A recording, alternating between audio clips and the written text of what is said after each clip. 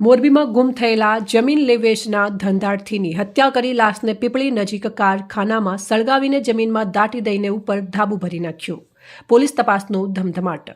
મોરબીમાં વિસીપરા વિસ્તારમાં રહેતા અને જમીન લે વેચનું કામ કરતા મુસ્લિમ યુવાન છેલ્લા કેટલાક દિવસોથી ગુમ થયા હતા, જે અંગે તેમના પત્નીએ પોલીસ સ્ટેશનમાં ગુમસુદાની નોંધ દાખલ કરાવી હતી.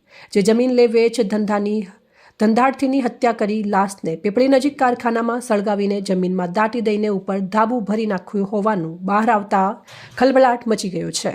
પોલીસ તપાસનો ધમધમાટ શરૂ થયો છે. પોલીસ મથકેથી પ્રાપ્ત થયેલી વિગત મુજબ મુસ્લિમ યુવાનનું પીપળી નજીક હત્યા કરીને તેની લાશને ખાડામાં સળગાવી દઈને જમીનમાં દાટી દેવામાં આવી છે અને ઉપર ધાબુ ભરી દેવામાં આવ્યું હોવાનું મોરબી શહેરમાં હોટસ્પોટ ચર્ચા થઈ રહી છે, જેથી પોલીસે ગુમસુદાની નોંધ અંગે તપાસ તેજ કરી છે. મોરબી શહેરના વિસીપરા વિસ્તારમાં રમેશ કોટન મિલની પાછળના ભાગે રહેતા રજિયાબેન તાજ મહમદભાઈ કરીમભાઈ ભટ્ટે મિયાણા નામના 40 વર્ષીય મહિલાએ ગઈ તારીખ 23/2ના રોજ ગુમસુદાની નોંધ દાખલ કરાવી હતી. તેમાં તેઓએ જણાવ્યું હતું કે ગઈ તારીખ 19/2ના રોજ સવારે 9 વાગે ઘરેથી તેમના પતિ તાજ મહમદભાઈ કરીમભાઈ ભટ્ટે જમીન જોવા માટે જાઉં છું તેમ કરીને નીકળ્યા હતા અને સાંજ સુધી પરત આવ્યા ન હતા અને ઘર મેળે તપાસ કરવામાં આવી હતી. તેમ છતાં તાજ મહમદભાઈ કરીમભાઈ ભટ્ટીનો કોઈ પતો લાગ્યો ન હતો, જેને લઈને રજિયાબેન દ્વારા મોરબી શહેર B ડિવિઝન પોલીસમાં ગુમસુદાની નોંધ દાખલ કરવામાં આવી હતી. મારું નામ અકબર મોવર સાંગણભાઈ છે. હું મોરબી મિયાણા સમાજનો પ્રમુખ છું. આ ઘટના 19 તારીખે અમારા જે તાજ મહમદભાઈ છે એ લાપતા થયા હતા. તે પછી 20 તારીખે અમે FIR લખાવેલી. તે પછી આજની લીગી જડતી નહોતી બોડી કે જણ અમારો, પણ આજ એવું માહિતી જાણવા મળેલ છે કે ઓમ શિવમ સ્કૂલની અંદર એમની ડેડ બોડી દાટીને રાખેલી છે. તે સ્થળે અમે સવારે ગયા ને અહીંયાથી PI અધિકારીઓ સાથે મળીને JCBથી કાઢીને એમાં ડેડ બોડી કાઢેલ ને ડેડ બોડી હવે સિવિલે લઈ જશે. સિવિલેથી અમે ડેડ બોડી ત્યાં લગી સ્વીકારશે નહીં જ્યાં લગી જે ગુનેગાર છે ગુનેગારને કડકમાં કડક સજા ના મળે, એના પગના તળિયા લાલ કરી અને સરઘસ ના કાઢે ત્યાં લગી અમે ડેડ બોડી સ્વીકારશી નહીં. ધન્યવાદ. અત્યારે ડેડ બોડી જે મળી છે એ આખી બોડી મળી કે શું છે અને કેવી રીતે અહીંયા ખોવાઈ ગયેલી હાલતમાં મળેલ છે ને સળગાવી નાખેલું છે. અડધો ભાગ મળેલો છે, બાકી બધું બળી ગયેલું છે. ક્યાં કારણોસર હત્યા કરી એવું લાગે છે?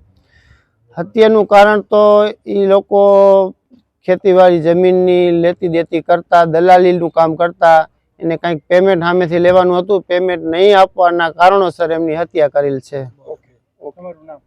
મારું નામ મોવર અકબરભાઈ સાંગણભાઈ, મિયાણા સમાજ પ્રમુખ. ગુમ થયેલા તાજ મહમદભાઈ ભટ્ટીનો ક્યાંય પતો લાગતો ન હતો. તે દરમિયાન પોલીસને મળેલી ખાનગી બાતમીના આધારે પોલીસ દ્વારા ઘનિષ્ઠ તપાસ ચલાવવામાં આવી હતી, જેમાં ગુપ્ત રાહે હકીકત મળી હતી કે ગુમ થયેલા તાજ મહમદભાઈ ભટ્ટીની મોરબીના જેતપુર રોડ ઉપર આવેલા પીપળી ગામ નજીક બંધ પડેલા કારખાનામાં હત્યા કરીને તેની લાશ દાટી દેવામાં આવી છે અને ઉપર ધાબુ ભરી દીધું છે. જે બાતમીના આધારે પોલીસે 4 જેટલા શકમંદોને ઉઠાવી લીધા હતા અને તેઓની આગવી પૂછપરછ કરવામાં આવતા હાલ ઉપરોક્ત વાતને સમર્થન મળ્યું હોવાથી ફાયર બ્રિગેડ, મેડિકલ ટીમ સહિતના વિભાગોને સાથે રાખીને મોરબી શહેર B ડિવિઝન પોલીસ દ્વારા હાલ પીપળી ગામ નજીક આવેલા બંધ કારખાનામાં ગુમ થયેલા યુવાનને શોધવાની તજવીજ શરૂ કરી દેવામાં આવી છે. ગુમ થયેલા તાજ મહમદભાઈ ભટ્ટીને શોધવા માટે ખોદકામ શરૂ કરવામાં આવ્યું છે.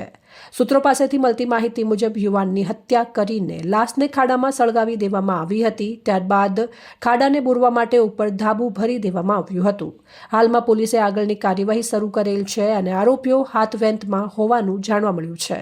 જ્યારે આ હત્યાના આરોપીઓ અહીં નહીં ઝડપાય ત્યાં સુધી લાશને સ્વીકારશે નહીં તેવું મિયાણા સમાજના પ્રમુખે જણાવ્યું છે.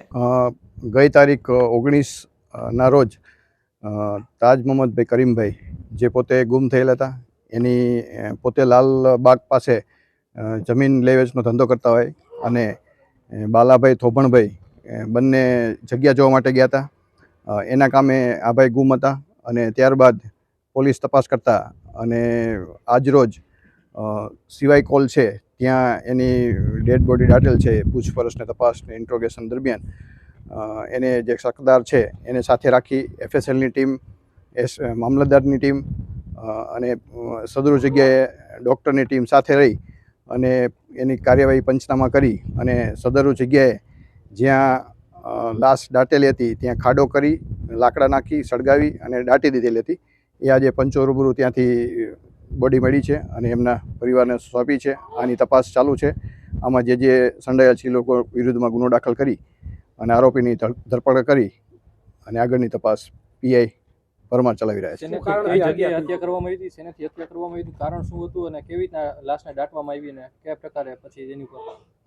આમાં પ્રાથમિક દ્રષ્ટિએ અત્યારે માહિતી છે મુજબ આ લોકોને જમીન લેવેચ બાબતે બંને વચ્ચે પૈસાની લેતી દેતી અને જે જમીન લીધી હતી એમાં દસ્તાવેજ કરવાનો એ બાબતે હતી એની એમાં આ કામેના જે શકદાર છે એ પોતે લઈ જઈ અને એની સાથે મારકૂટ થઈ છે અને ત્યારબાદ એની સાથે અન્ય એ સમય ભેગા મળી અને એની લાશ છે એ આ સિવાય કોલ કરીને છે ત્યાં દાટી દીધેલી. પેલા ક્યાંક લઈ ગયા હતા ને માર માર્યો તો કઈ જગ્યાએ લઈ ગઈને માર માર્યો શું કહે? એની પોતે ત્યાંથી લાલબાગથી એની ગાડીમાં બેસી એની સાથે અન્ય આરોપીઓ સાથે રહી અને ભડિયાદ પાસે લઈ જઈ અને માર મારી પછી અહીં લાશને દાટી. કેટલા આરોપીઓ હતા? એની તપાસ ચાલુ છે અને એની ફરિયાદ લઈ અને આરોપીને અટક કરવાની કાર્યવાહી ચાલુ છે. એની પણ તપાસ ચાલુ છે. શું એમાં હથિયાર વપરાય છે, કયા કયા વાહનો વપરાયા છે અને આ પુરાવાનો નાશ કરવા માટે કોણ કોણ એમાં ઈસમો સંડોવાયેલ છે તમામ વિરુદ્ધમાં કાર્યવાહી ચાલુ છે. એની ડોક્યુમેન્ટેશન જોઈ અને તપાસ કરી અને ત્યારબાદ ખબર પડશે કોણ માલિકી છે, કઈ રીતના જગ્યા કોની છે. સ્થળ ઉપરથી અત્યારે જે પંચનામું કરી અને એના જે વૈજ્ઞાનિક બધા પુરાવા છે એ બધા લેવામાં આવેલ છે. કેટલી લાશ જે ટૂંકમાં જે અહીંયા દાટી દીધી પછી આવું કઈ હાડકા જ વહી જતા માથાનો ભાગ શું? એનું જે ફોરેન્સિક પીએમ કરાયું છે એના બધા જે સાયન્ટિફિક બધા પુરાવા છે એ બધા લેવામાં આવ્યા છે અને લઈ અને એની કાર્યવાહી કરવામાં આવેલ છે. રિપોર્ટ શ્રીકાંત પટેલ, સંબંધ ભારત ન્યૂઝ, મોરબી.